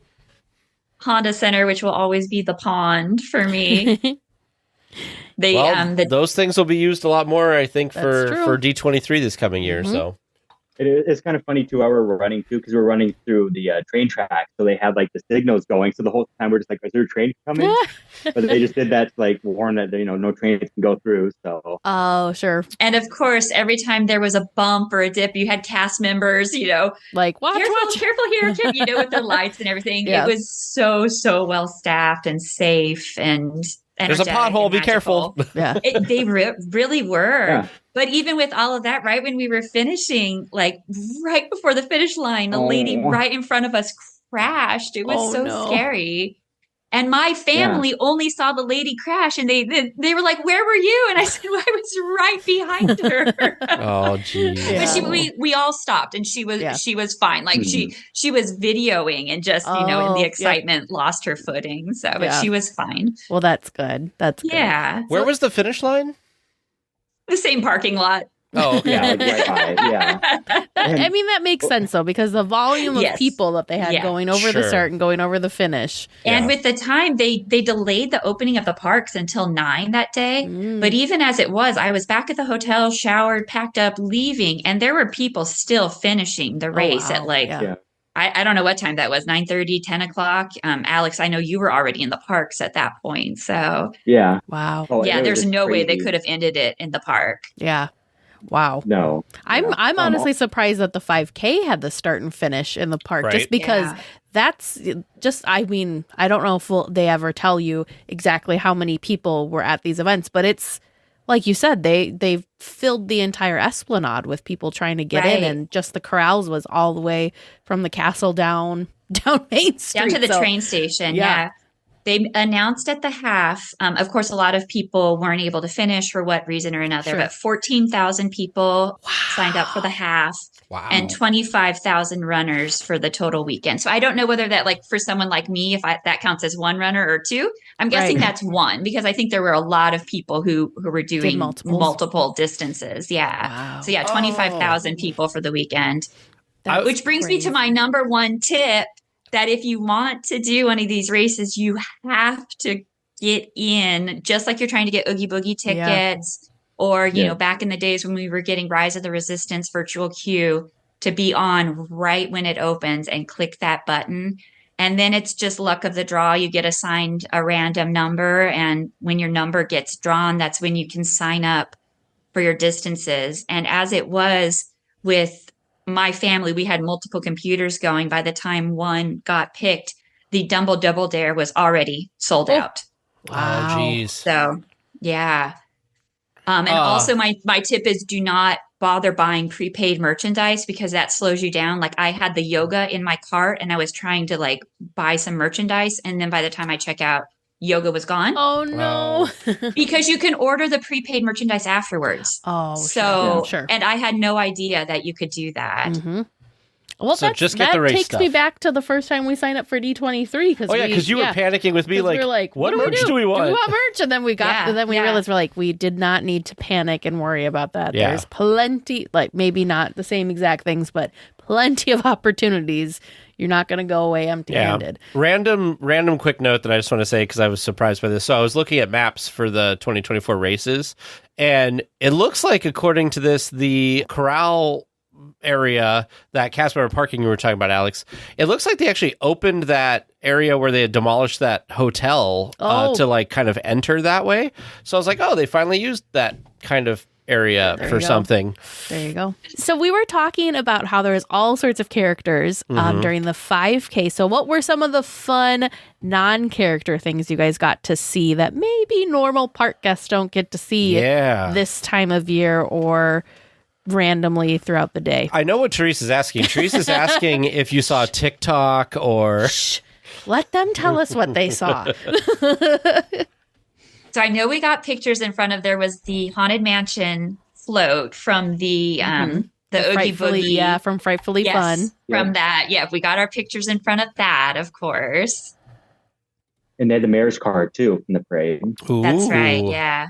Very They cool. had Moana floats. Oh, see, I didn't even Moana see a floats. photo of that. They had a whole village of Bugs Life characters, I'm assuming from Bugs Land, that were set up back where, like, behind where Bugs Land would have been. Oh, that sounds sad. That is. I know. I even was like, R.I.P. Bugs Land. Yeah, no We kidding. love Oh, you. poor Bugs Land. Heimlich. There was no Heimlich. No I didn't see Heimlich? no. There was, like I mentioned, the my favorite was seeing all of the locomotives parked Yeah, in their that's their garage. That was really cool. There was a vending machine. The one thing I thought was really funny, and this is a total Disneyland dork thing, but I think you'll appreciate it. Backstage of Disneyland, the speed limit is 15 miles an hour, but backstage of DCA, it's 14. Well, that's because, So like, in the I told parking Alex we structures, needed to it's slow 14, down. too. The parking structures Yeah. are 14, so I don't know Just why slow you down. get to speed in Disneyland, but everywhere else you have to slow it down a little That's bit. funny. I don't know. One of the main reasons I would run a Disney race is to get the backstage experience. And I know most people that work there go like, it's it's dirty. It's just buildings. Like, who cares? But not that's not the point. The point is you're not supposed to ever go back there. Well, and every other time I've ever been back there, Ted, because I was back there with band, and I feel like I was back there some other time. You're not allowed to take pictures at all. And this was a free for all. You could take all the pictures you wanted. So, wow. See, that's really why there's a time limit. They want to make sure you're not lingering too much. I've done fitness classes in the parks before, like the boot camp and the power walking and stuff, and you're not allowed to take your phones to that either. Oh, wow. So this was literally the only time I've been able to take pictures, in the forbidden zone. Yeah, I feel like most times they stop short of just putting a bag over your head and like walking you through where you're supposed to go. Alex, what were some of your favorite things that you saw along the course, whether it was Disney specific or once you guys got into like the streets of Anaheim? Was there any cool I heard there was a lot of cool people cheering people on the streets. Yeah, so it was just really cool because I was really nervous that as soon as we leave Disneyland, it would be just the streets of Anaheim, just the businesses, that would be it. But I mean, the whole way, the whole distance, like I think half of it was outside Disneyland, and everyone was cheering every corner you'd go through, and then there'd be like a lot of cowbell going, and they had a lot of I think it was local bands, but they had a lot of bands there just playing music. That's awesome. A lot of radio stations there being like, you're 8.5 miles, like keep going. And they had marching bands too, which was really cool. And I think there were like college marching bands too, or at least the bands, because it was really impressive how they were playing. Wow. So it's just cool seeing all that stuff. And then also the refreshment stations were amazing. I've never been to a race where they had refreshment stations. So they had two options. You do Powerade or water. So I did both, and they were giving out those little flavored jelly beans too, which really helped get some energy along the way. Yeah, I thought that for races they just give you water. That's cool if they give you like a Powerade or something. Depends. Yep. Yeah, and then at the end they gave you a whole bottle of Powerade, a whole bottle of water, and then a little snack box, which was. I honestly, I don't know about you, Gretchen, but I ate every snack in that box. Like, I literally, as soon as I got my medal and found my friend, I just sat down and just started eating everything. So I was just hungry. I ate my banana, and then I saved it, and I went into the parks, and I had, no joke, 2 buckets of popcorn, a bag of beignets, and a mint julep. There you go. Gretchen's living her best Disney life right there. It's like, this is why I run. Tasted so good. I literally had a guy turn behind, because of course we're all wearing our medals in the park, and a guy in front of me for line for popcorn, he turned and he's like, "Did you just run a marathon?" And I was like, "Well, it was a half marathon." And he's like, "Well, aren't you tired?" And I was like, "No, I'm hungry." Too funny. So Alex, you also posted in the chat these photos that you took in front of the castle with like your medal. Like, did they have special like they knew people were going to be there with their medals, so the PhotoPass people were catering to that? Yeah. So because it was my first, half marathon, and especially at Disney, I wanted to take a picture of my medal in front of the castle. So as I was waiting in line, one of the PhotoPass people came up to me and they said, "Hey, like, make sure you ask for the special magic shot, because that has Mickey and Minnie with the race medals and everything." So it was really cool. I asked for it, and they did the pose of me running, and they're running next to me, and I thought that was just really cool to add to the picture. It wasn't just me with my medal; it was also Mickey and Minnie next to me as well. It's great. They're great photos. I'm telling you. And I found out about it because of Alex, so I was able to do the same thing. And that's awesome. That's nothing better than, how wonderful the photographers are there. So it was a great shot, and then to add in, that extra magic. Well, and the other cool thing, these are the first photos I've seen since they shifted the PhotoPass photographers to the sides instead of right in front of the drawbridge. And it looks good. I mean, it looks like you can hardly tell if there's other people in the park, the angles that they're taking now. I mean, even the people you can see, it's not nearly like what it was, where it was almost a little like too distracting. These are gorgeous. Yeah, I think it's better. Super glad that they shifted these. And over. The line, I don't know if it's because it's not right in front anymore, but there was like hardly any line when I got mine. I'm not sure about you, Alex. I don't know if people don't necessarily realize that they're still doing photos in front of the castle, since it is tucked to the sides a little bit more. So, pro tip for anyone, you don't have to be a runner to know this, but look on the sides of the castle now, because it's over kind of by the benches is where they're taking the photos. Mm-hmm. Yeah. Yeah. Were you going to say something, Alex? Sorry. Oh, I can't remember. I can't remember what I was going to say, but yeah. Well, was there anything else that you guys wanted to talk about that we didn't talk about in terms of the race weekend? Or any advice you have for anyone that's thinking maybe like tag, someone that's maybe not, I wouldn't go that far. Not yet anyway. Somebody that may be on the fence or is considering it, but might be a little nervous. I would highly, highly encourage anybody and everybody who is interested to do it. I am 100% confident that if you can walk, you can do a Disney race. The amount of endorphins, I was so, usually when I do a race and there's pictures, I look like I'm in pain. And I feel like everyone that the photographers on the route got, other than the ones where Alex, they got one of like both of us looking at our phones. It was amazing. Other than that, like it's just pure joy radiating. Like there's so much positive energy. This for us, for all of us, it's our happiest of happy places. And to be able to have such a unique and special experience, you can do it. I was talking with ladies who had to be in their 80s who were doing the half marathon. Wow. Yeah, and that's incredible. They were like, oh yeah, we didn't train at all. Like, here we are. Oh, God bless you. I love it. I would say the hardest thing for me is the wake up. Sure. I woke up at 3 one morning, at 2:45 the other morning. And I was very grateful. So I did the 5K and then I had a rest day and the half. And that worked really, really well for me to catch up on my schedule. Yeah. But the idea of being able to do all three is super, super tempting. So Alex, do you want to do all three for Halloween?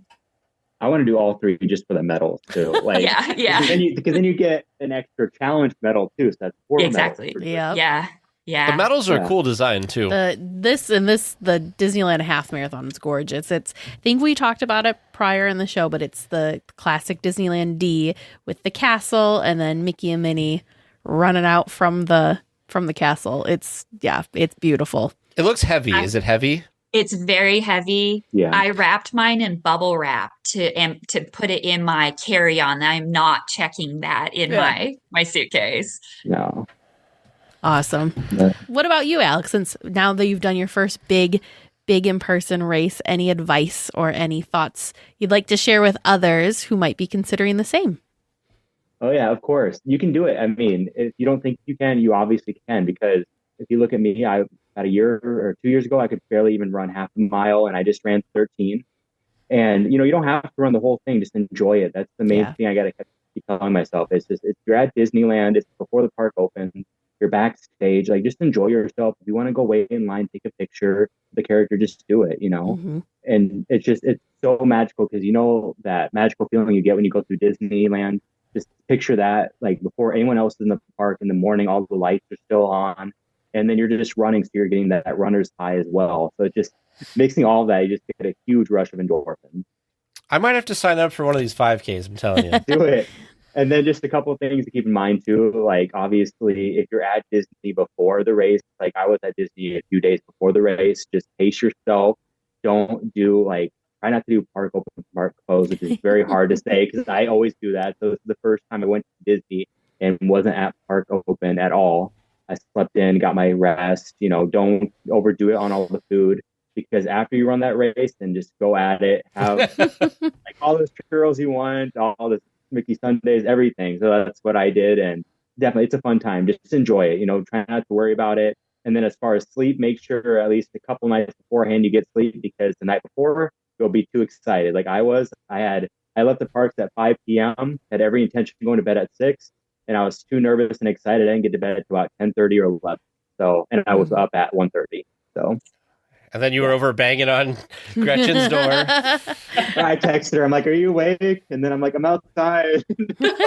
I will tell you, though, one of the reasons that I'm encouraged by this is it's a weird mental thing for me, is I feel like looking at the course route, and it may be different the next time they run it or whatever, but knowing where you're running and knowing Disneyland, and Disneyland feels so quaint that I look at this map and I'm like, I feel like that for like the 5K that it would go so fast because Like we walk around when we're in the parks, we walk around Disneyland, like, and it doesn't feel like anything. But like just being able, like, I just feel like it would go fast. Like there's so much to look at, you don't realize how far you've gone. Yeah. Like there's so many things to distract you.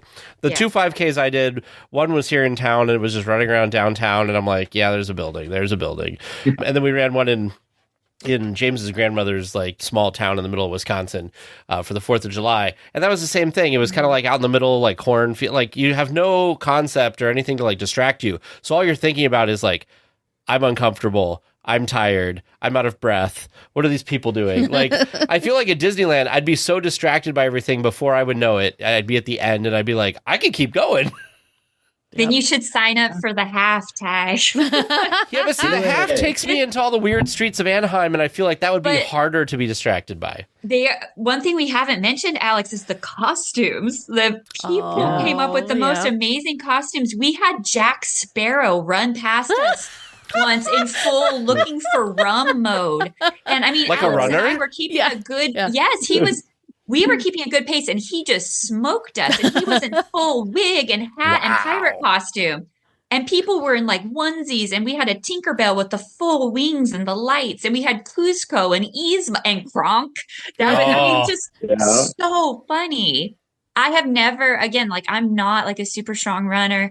I have never done a race where I'm like, feel great. Like this one, I felt like Captain America. I could do this all day. It was so entertaining. The endorphins were really flowing, and I had a great running buddy in Alex. So it was just perfect.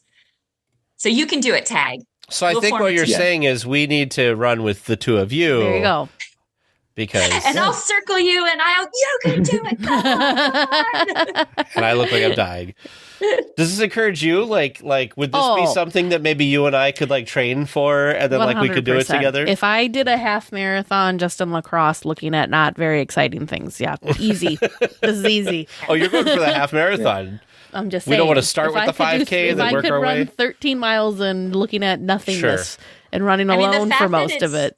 It's Halloween next, I feel like it's highly motivating for all of us. And the park will be all decorated for Halloween. And the medals are going to be amazing. So, they will be. I don't think I can commit to that soon, but someday you'll put it on your Disney bucket list. It's on my list. If not, there's always the balloon ladies that you can hang out with. There you go. You know, the 10K doesn't look bad. No, there's not very much out of the park time. The 10K might be the good, like, middle ground. Yeah, for sure. Yeah. So when we did the half at mile 5 is when we left the park. So, I mean, that's only another mile to go. Sure. So. Do you guys have any of your documentation, photo evidence of all of this anywhere online if people wanted to kind of go see it, like on any of your social media or anything like that, where people can go kind of live vicariously through your past Run Disney escapades? Alex, we can cut this if you don't. Otherwise, Alex, what did we do? I'm trying to remember how we did this for the museum. Did you make a shared Google album, maybe? Yeah. And then we just shared the link to that? Yeah. Maybe that'd be easier, so then you don't have to post a million photos. Well, I was just thinking it'd be cool for people to go see stuff, because we see it in the Discord. But. Yeah, so what we did when you were gone, Alex was on and talked about the Walt Disney Family Museum, and he created a Google album and then shared the link so that anybody that had the link could go out and look at the album to see all the photos instead of... Are you cool? Are you too cool with putting photos together in a Google album? Are you too cool, or are you okay with I already have a Google album that I shared with Alex, right? And Alex, did you add some photos to that, I hope? I haven't yet, but I will. Now you have to, because you're going to share it with the masses. No, what I'm saying is that an okay album to share with the listeners, or is there like private stuff in there you'd rather make something different? I'm almost positive. I'll double check, Tag, because I have one for, because I was with my family for the whole weekend and nobody needs to see, my Mexican dinner that I enjoyed the night before. But the one that I shared with Alex, I'm almost positive is just from the race. So I think that one would be great. Yeah. Okay. If you have a public link that you can send to us at some point, maybe when you land or something, that'd be awesome. Awesome. Yeah. No, we can definitely put that together. Perfect. So we will get an album link for everyone if you want to live vicariously through all the amazing photos these two shared with us during their past weekend. We saw a lot of these in Discord, so I was definitely like quickly going on and jumping and checking to see like, okay, what are they up to now? What are they doing now? It's very exciting. So thank you both of you for keeping the Discord community updated with all of the fun. And thank you for sharing some of that with the rest of the listeners, too. And maybe encouraging us to go do something healthy and outside of our comfort zone. I think the photos I've seen of people that did the yoga in the park, that looked... they were doing yoga right in front of the castle. That's not backstage, Teresa. We got to do the It's not backstage, and it was cold, Teresa, for Southern California. I mean, this is a former Wisconsin girl. 40 degrees doesn't sound that cold, but when you're not moving, when you're just standing still in the pitch black of night, it was getting cold. So so maybe not as magical. Got it. No, still magical, but just not the same level. I bet in September it will be great. When it's a little bit warmer. There you go. So as we wrap up, we'll kind of end this how we always do. If you could work at Disneyland, what would you do? Sky's the limit. You could even make something up. So Gretchen, we'll start with you. Well, my dream, and I sort of live it out already, and I know half the people say it, but it's so true, is to be a tour guide. Yeah. I have a running document of tips and tricks and where the best bathrooms are at Disneyland that I love sharing with, especially up in Seattle. When I lived in California, everybody knows it already, but folks in Seattle, not so much. And I always say, if you need a tour guide to go with you, my services are free. So I'm there. Yes, it's either that or being custodial and just picking up trash. If I don't have to deal with the bathrooms, I love collecting garbage and walking around and talking to people. So I love Gretchen, it. we may have to have you back on to talk about your tips and tricks for the park. I think that'd be a good episode. There you go. How about you, Alex? I'm going to make up my own. So I want to be the main caretaker of the Haunted Mansion. There you go. I do it. Just everything about it. Just, if I want to, work the attraction, I'll do that. If I want to, be maintenance, I'll do that. Walk it, day and night. I just want to be the main person in the Haunted Mansion that does everything. Wow. That sounds like a very Alex answer. So then you'd be like in charge of like new spirits coming and all that fun stuff too. Exactly. Yeah. Just everything about the Haunted Mansion, I want to be the head guy for. There you go. If anything's happened at the mansion, you got to go through Alex. Run it by me. Yep. All right. Well, thank you both so much for taking time out of your busy Disney. Disney. I love that. Yes. Your busy Disney weekends to chat with us. We appreciate it so much. Yeah. And we're so glad that you guys had this experience. I think it's amazing that you guys got to connect and do it together. Mm-hmm. That's just incredible. Was this the first time the two of you had met in person too? Yeah, absolutely. Yes. We met in person the night before when I brought Alex all of his swag that I had purchased for him on Harbor. That's awesome. On Harbor Boulevard, yes, right between That's our awesome. hotels. And in case we didn't explain this earlier in the episode, Alex and Gretchen met through DLWeekly, through the Discord community. So I think that's so stinking cool that you guys got to experience this together.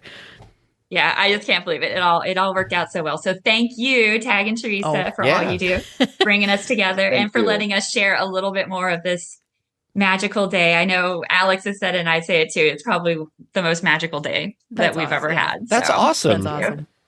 It's okay. I'll be the only weekly tier without an answer. Make sure you send your questions to Producer James or Producer Vern at trivia@DLWeekly.net. Welcome back to Trivia Land, where we are going to find out the correct answers and how many of them Teresa and Tag got. How you two feeling? Do you think you knew them all? No. Not at all. Yeah. I mean, we even answered stump to one of them, so we definitely did not. Well, I mean, that one you definitely got wrong. I only gave a half answer for another one. Yeah. But I'm going to tell you, you surprised me. You did very well. He's like, you got at least one right. Which is surprising. No, I'm kidding. No, I'm surprised. No, this was not a bad night for you. This was good. So let's see how it went, shall we? Let's see. Your first regular round question from listener Elise K. What two musical instruments, or it could be said instruments of music, can be found in Walt's apartment on Main Street? You answered a phonograph and a piano. The correct answer that I was looking for was a Edison phonography, or a phonograph. Yay. And a Regina music box. Well, I have a feeling that the next question is probably the Regina music box. Yes, I do too. But anyway, let's find out. Let's find out. Your second regular round question, also from Elise K. Walt gifted one of these two to Lily and Disney. Yeah. Which one was the gift? It was the music box. Yeah. Yep. That was a tough question. I was very stuck on the instrument Yep. portion. You just got to not overthink it, Teresa. Don't overthink it. Yep. Your third regular round question from listener Cooper C. Who wrote the Big Thunder Mountain theme song? Written in 1979 with the intention of being performed by John Denver in a television special meant to promote the attraction's opening, it was canceled when the attraction's opening was delayed. It was written by Mr. Stan Freese. Freese. I don't even know who that is. So, yep, wouldn't have got that right. Stan Freese. No, I know. Oh. Freese? Freese. I feel like I've heard the name Paul Freese. I think it was Paul Freese. Oh, Freese. Yeah. And your fourth and final regular round question from listener Austin T. What are the only two types of animals allowed into Disneyland as service animals? Tag said dogs and miniature ponies, and Teresa said dogs, which is not two types of animals. No, it's not. Although sometimes Luna Big can dogs act like and two little animals. dogs. Yes, big dogs, little dogs. The correct answer that I was looking for was dogs. Teresa got half a point. And miniature horses. I love that you just happened to be looking this up for some unrelated reason. Yep. I need to know more about service miniature ponies. I gotta look this up. So according How to interesting. disneyland.disney.go.com, service animal means a dog or miniature horse that is trained to do work or perform tasks for and to assist an individual with a disability. Wow. All other animals, including emotional support, comfort, or companion animals, are not considered service animals. Learn something new every day. So there are people who have miniature horses or miniature ponies that have been trained to assist them with their lives. That's amazing. What I want to know is how is a miniature horse or pony like a thing, but not like, I don't know, there's a bunch, or like a something? cat, Yeah, or They're just very smart, apparently. I would say train it. I mean, I'm not an expert, and I don't necessarily know what I'm talking about. Please don't anybody email us that I said something wrong. I'm just going off of my own thoughts, my own observations. From cats that I have had in my life, cats can be trainable, but they just don't care enough. Yeah. And it would be hard to make an actual service animal out of a cat. Yeah. Whereas I have worked with horses, I've worked at a horse ranch, and horses are very, very smart and can be taught to do tasks. But I think it's kind of like an attention span of the animal, too. Yeah. So And focus. So I could see, and I've seen service dog Great Danes that were about the same size as a miniature pony. Yep. Yeah. And your bonus question tonight from listener Becca C. What is the highest calorie food item at Disneyland? Both of you saying the turkey leg. This food item coming in at 1,136 calories on average, and 54 grams of fat on average, is the turkey leg. While an actual online source of nutrition facts doesn't seem to exist, each individual eatery can provide current information for the foods that they sell, and most special dietary needs and or allergy requests can be met, as well as kosher and halal needs. Yes, if you go That's back and listen to what episode was that where we talked about Disneyland food allergies? What do you? and stuff Oh, I like was that. like, what do you mean? What We are talk talking about food every episode. allergies in the If park. you go Yep. back to episode 199, Ellie was on and talked about food allergies and how great Disneyland is. So, Well, listeners, how do you think they did? How did you do listening at home? Do you think you've got some great questions going to really stump them next week?